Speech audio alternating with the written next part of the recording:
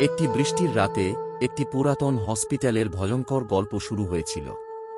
মিডনাইটে আলোর কক্ষে ভূতটির রূপ সমাচারে পৌঁছানো শুরু হয়েছিল।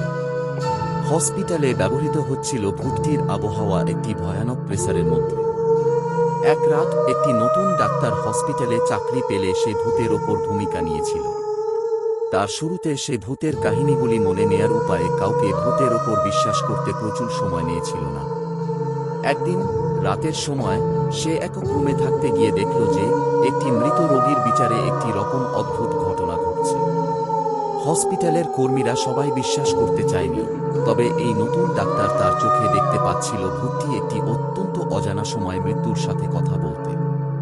ডাক্তারটি সতর্ক হয়ে ভূতটির সঙ্গে যোগাযোগ করতে চলেছিল এবং সেই ভূতের কাহিনী শুনতে শুনতে তার মাঝে আতঙ্ক এবং কৌতুক ছড়িয়ে পড়তে লাগছিল। হসপিটালের প্রতিষ্ঠানের গোপন রহস্যগুলি রাতের সান্ধ্যে একটি অদ্ভুত কাহিনীর সৃষ্টি করেছিল। ভূতটি রোগীদের মধ্যে ভয়ানক হৃদয়ঘাত বিতর্কিত করছিল এবং সে হসপিটালের প্রতি আগ্রহ করছিল যাতে মৃত্যুর পরের জীবনের রহস্যগুলি খোলা যায়। এমনকি হসপিটালের চেম্বারগুলি ও অন্যান্য স্থানে থাকা রোগীদের সংস্কারে ভূতটির আত্মাসহ অত্যন্ত ভুতুড়া ঘটনা হচ্ছিল।